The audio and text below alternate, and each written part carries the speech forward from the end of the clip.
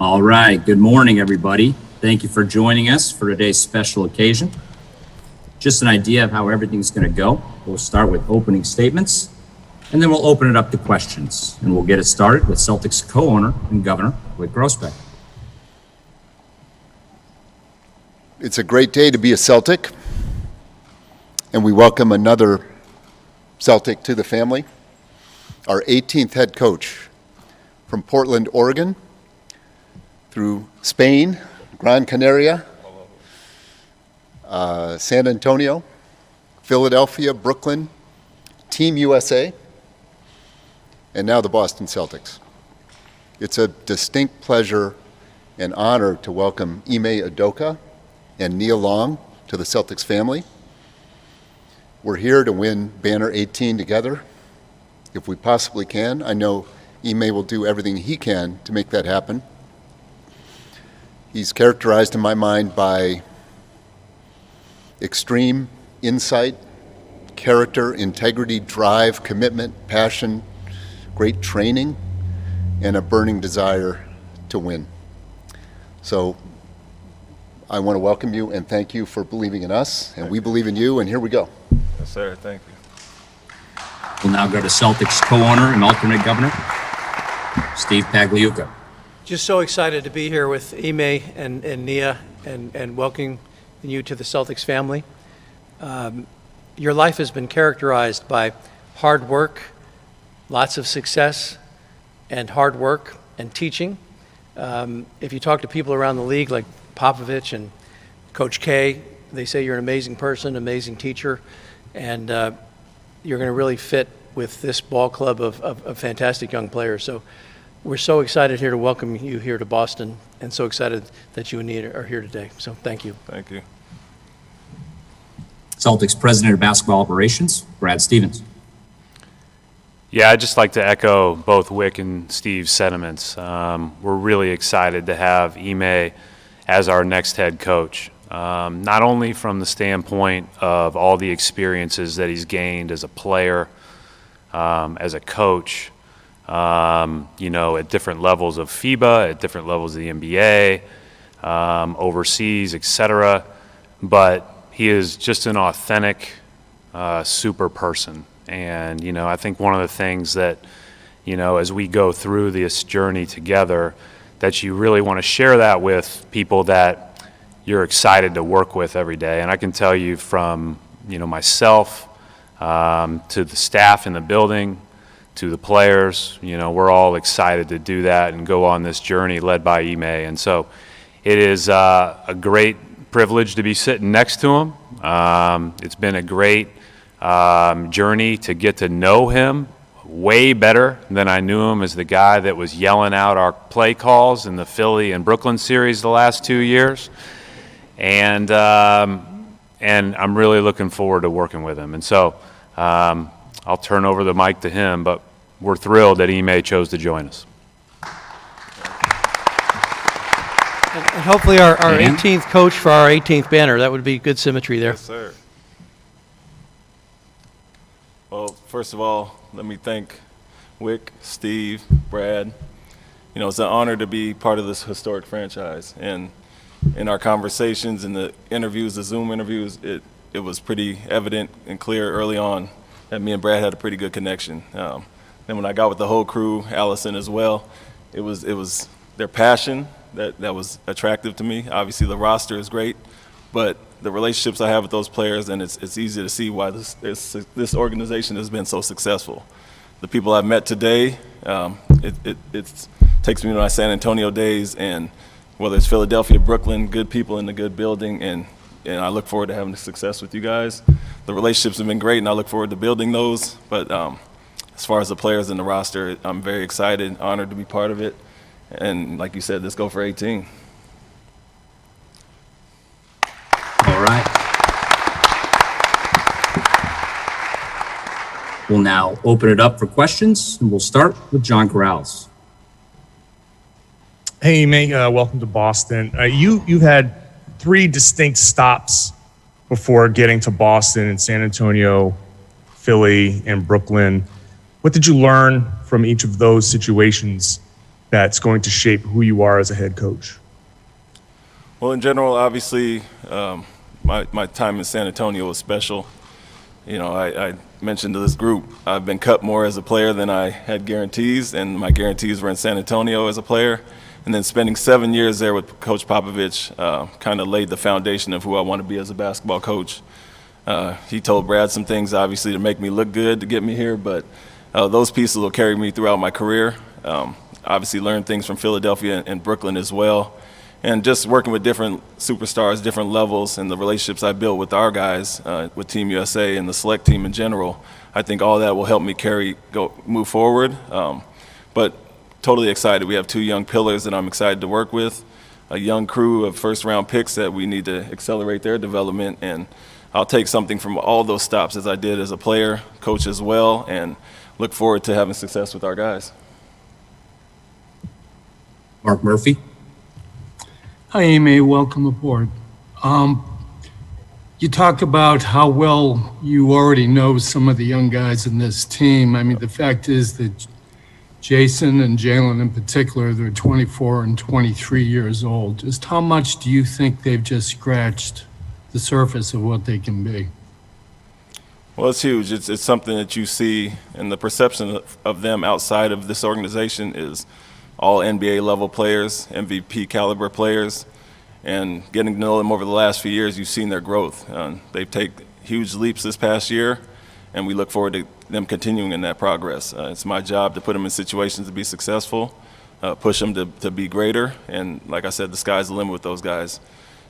When all the job openings happened this summer, I think it was pretty evident that Boston is the most attractive based on the organization, the history, the expectations, but also the players in the roster. When you have 2 foundational young pillars like those 2, it's exciting to build around them, continue to help them grow and reach their potential. So sky's the limit with those 2. We're excited to work with them and continue to see them grow throughout their career. Brian Robb. His question for Ime, just following up on that, you spent obviously time with Jalen, Jason, and Marcus Smart at the 2019 World Cup. What was your experience just firsthand working with those guys in that atmosphere? And have you started reaching out to those guys, other players on the team already since you've been brought aboard here? Yeah, I've talked to quite a bit of the players so far. I was with Al for 1 year in Philadelphia.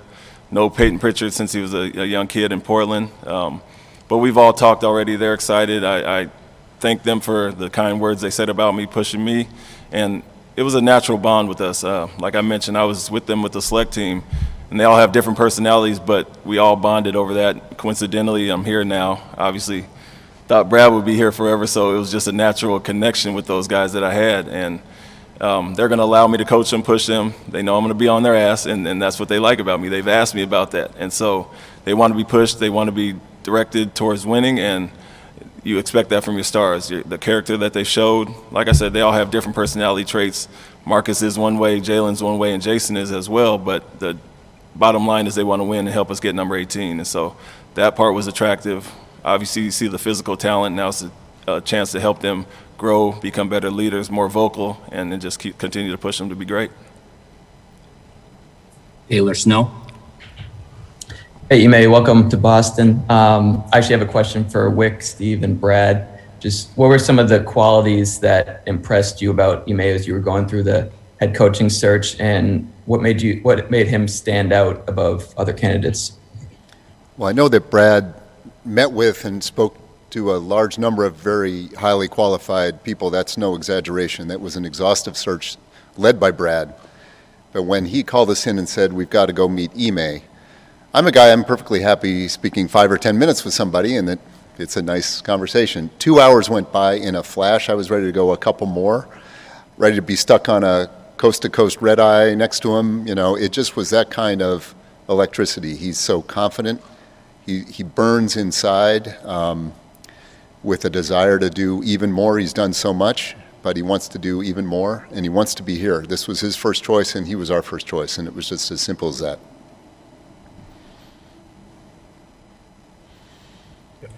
Go ahead. You know, Ime just really impressed us with his basketball knowledge, but mainly with his empathy and his ability to really care about the players and really care about the strategy and really in his spare time, he spends enormous amount of time throughout the league, respected by all the players, wants to win. And that kind of standout teaching quality, the quiet but standout teaching quality really, I think, attracted us to Ime for this club. Yeah, and the thing that I would add is I did talk to a lot of people, some that were publicized and many others that weren't. And ultimately, it is an amazing group of talented coaches, whether they've been head coaches before or have not gotten their shot yet, that are out there in the NBA. And so to separate yourself amongst all of them was difficult. But Ime did that. And again, I go back to, he has a great basketball acumen. He's got a great understanding, but that's, to me, something that a lot of people have. It's his authenticity, his ability to be tough and yet very warm, and and it's his experience. And I think not only the experience of playing, but being 8 through 15 on the roster a lot, and then being in San Antonio for all those years. And then I think the last 2 years, getting a chance to see two totally different things up close in Philly and Brooklyn is a great thing. And so there are all these things. We could go on with the adjectives, but that really stood out as separating him throughout this process. I'll follow up by saying, as I mentioned, when Brad and I spoke over a few Zoom meetings, we were pretty much in alignment right away. When we all sat in person with Wick, Steve, and Allison, I think their passion stood out to me, and that's not to say rare with the ownership group, but they're basketball guys, and I'm a basketball guy, and what they want for this organization moving forward, it was pretty evident and easy to see. And so I think we all connected well in that first meeting, and like you said, the time flew by. We wanted to talk more, but I had just come off a last-minute loss, obviously, against Milwaukee, but I got to put that past me, get to talk basketball, and move forward with this group. And so I actually wanted to talk about that loss a little more. I mean, nothing personal, but yeah, I was extremely excited, obviously, once I met them in person, and their passion stood out to me from day one. So here we go, we're ready to go, and I think we're all on the same page of what we want to do going forward. Gary Washburn. Congratulations, Ime. 2 questions for you. One, you grinded, you paid your dues, you've been an assistant for a long time, but you're not one of the bigger names. People inside the NBA circles know you, but maybe not outside. Did you ever think this day would come? Did you have doubts that you would become a head coach? And secondly, what is your style of play? Do you have a style that you're going to implement, or is it going to be by the personnel? How do you kind of put your stamp on this team?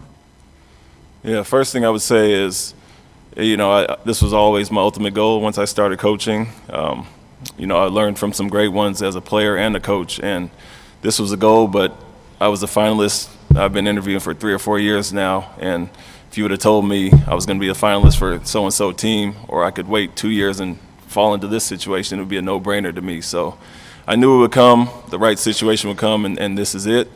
But I'm also not a self-promoter, so I'm not out there trying to be the face of anything. Like I said, I'm all about the players and the organization, and having that unity and selflessness with our organization. So I may not be the biggest name, people inside know me, but that's more so my personality. And then as far as stamp on the team, what I was as a player was a tough, hard-nosed player, defensive-minded, but I love the offensive side as well. I've done defense the last 2 years in Philadelphia and Brooklyn, but for seven years in San Antonio, I was doing offense and defense. And so, we want to have a well-rounded team. Looked at the numbers overall. Sorry to mention this, Brad, but 27th in assists last year. We want to have more team basketball there, but at the same time, you have to understand what your personnel dictates, and that's Jason, Jalen, and guys that can really score the basketball at elite level. So you play toward their strengths. Obviously, we'll have a defensive mentality going in, and I like to try to bring the dog out in guys, and we got some young dogs here, and look forward to pushing them. And Bontemps. Ime, I was just curious, after the last 2 years when you spent time with both the Sixers and the Nets. What did you see beyond the assist rate with the Celtics that you thought needed to improve, or what are some of those things you hope to implement now that you've taken over the franchise? Well, to your point, I got an up close and personal view in the playoffs. Obviously, with Philadelphia last year and Brooklyn this year, so you just see the growth and the potential. You have a lot of young talent that we're not talking about right now. A lot of first-round picks that have talent to.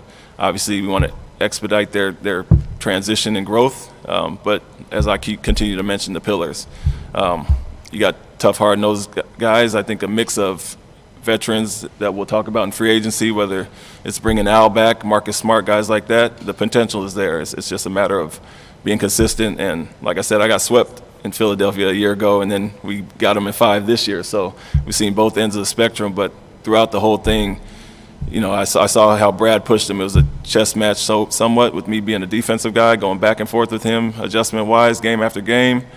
But I keep going back to the personnel and the players. That's what makes it so attractive. And look forward to working with Jason over the next month in USA and Tokyo. But in general, I'll be touching down with the guys, being very hands-on. That's not going to change as a head coach, and excited to work with this roster. Adam Himmelsbach. Hey, mate. What kind of things are you going to be looking for as you assemble your staff, and what will your approach be? And do you anticipate retaining any members of Brad's staff next year? It's been pretty extensive so far, spending a ton of time with that, and me and Brad talking a ton about it, and it's been great. Tons of great candidates out there. Obviously, I've the benefit of being a journeyman and being with so many organizations. You meet a lot of people, and I have a lot of relationships built around the league. The first thing I would say is a hands-on approach with the coaching staff, building the relationships, relatability, and then getting out there and grinding with the guys. And so I'm looking for energy, juice in the building, a great environment to produce winning. And so that's what I'm looking for in my staff and some of the people I've talked to so far. And then in general, just a little bit of mix. Don't feel like I have to have a veteran staff more so than an energetic staff. So I'm looking at both areas. And like I said, a ton of great candidates, and we're kind of nailing that down now as we speak. Duke Castiglione. Ime, do you believe this roster is currently constructed you can lead them beyond an Eastern Conference final appearance? You can win an Eastern Conference and play for a championship and possibly win a championship. Yeah, what I'll keep going back to the talent, and when you have 2 young pillars at that age, the sky's the limit, and that's what it starts with. You're only as good as your players and where you push them to get to. And we understand, we've talked about this in depth, we have some work to do. And so that's my job, to bring out the best in them, continue to strive for what this organization is about, and it's about winning, getting number 18 in here, and that's our goal. And I think, like I said, we've all been aligned with that in symmetry with what the goal is, and it's not about just getting to a conference finals or doing well in the playoffs. It's about winning a championship. And so anytime you have those young pillars, you have a chance, and I think that's where we're at right now. Jared Weiss. You've mentioned pushing the guys several times so far. I'm curious, in your playing career and coaching career, what have you learned from seeing great young players kind of make that leap to championship caliber, and how do you want to bring that in trying to lead these guys? Yeah, I take it back to my playing days. Whether I was a role player on the team, I always connected well with the guys. When I was with the Knicks, Isaiah Thomas was probably the first coach to mention that I'd be a coach one day. He said, you connect with the young guys. You're not a 25-point scorer, but they relate to you well, and you're pushing them in the right way. So I took that into my coaching career, not just relationship-wise as a player, but as a coach. And talking to Kawhi Leonard as a young guy, and I used to tell him, why wait? What are you waiting for? These guys don't give them too much respect. And I'd say the same thing to Jason and Jalen. The sky's the limit. The fact that you're not all NBA, that should be a chip on your shoulder. You should play with that edge, and you want to prove people wrong. But my message to them would be, why wait? The talent is there. The work ethic is there. It's a chance to be a better leader and more vocal at times, but don't wait for anything. Go out and take it now. Keith Smith. Hey, Ime, you've talked a little bit about Jason and Jalen and the guys. What going against them so much the last couple of years with Brooklyn and Philadelphia, what have you seen from some of the younger guys on the roster that maybe, aren't seen as the all NBA level type of players? Well, there's an incredible amount of talent, and I mentioned the former first-round picks, and you can put Peyton in there with Romeo, Aaron, Robert Williams, as well as Grant Williams. It's not just the two superstars and the rest of the team. Like I said, you have a good mix of veterans with Al and Marcus as well, but the young guys, there's a tremendous amount of growth there, potential there. And so we look to push them. Like I said, we want to accelerate their process and becoming, veteran role players with our team eventually and being on the court and doing big things. So the potential is there. And we've done a great job drafting those guys, and now it's, like I said, myself and my staff, it's our job to push those guys to really contribute next year. We'll ask a couple of questions for this group. We'll go to Adam Himmelsbach. This question's for Wick and Steve. Obviously, you guys pride yourselves on organizational stability, and there hasn't been a ton of it the last few years. What do you feel like maybe these past few weeks where it feels like you're kind of putting a foundation down again with some of these moves with the roster and obviously the front office and the coaching staff will do to kind of recapture that and help you move forward? Great question, Adam. We do pride ourselves on the stability, and actually there has been stability. I think we're one of the few clubs, maybe the only club, that has had only two coaches in the last 20 years and one general manager. And moving Brad, who will be a fantastic evaluator of talent, he's been integrated into the operation, gives us even more stability. And Brad's connection with Ime and the discussions we've had, I think, really does set a solid foundation for the future, and we can build off all the great things that they've done in the last 20 years. And as you can see, Ime is very hungry to be a head coach and hungry to win, and I think that's going to be an amazing fit with Brad and the whole team out here. We've had a stable group of folks, both in the front office and back office, and I hope it stays that way forever. I hope they all live to be 105 years old, and we're sitting here 40 years from now. So very happy with the team and the stability. Well said. And final question, Matt Vitor. Ime, you talked about being on their ass a little bit, and at the same time talked about caring about these guys. How challenging is it to strike that balance, to push a guy at the same time without alienating a guy? And what have you done that makes you feel like that you're a guy that can handle that? Well, I think it's all relationship based. You got to build that foundation off the court somewhat. Also understand you can't coach everybody the same way. What motivates others might embarrass others, and so you find that balance there. But like I said, it comes down to trust, respect, and being in alignment with our goals. And I think the players, it comes down to their character ultimately also. The way they want to be pushed and taking constructive criticism. And I think we have a group that has done that so far, that the times I've been with them.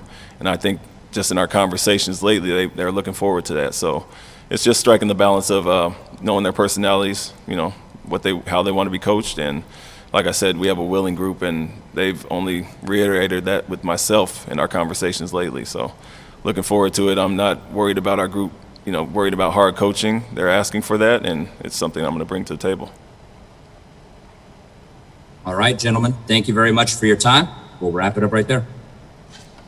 Good job. That was awesome. Thank you, man.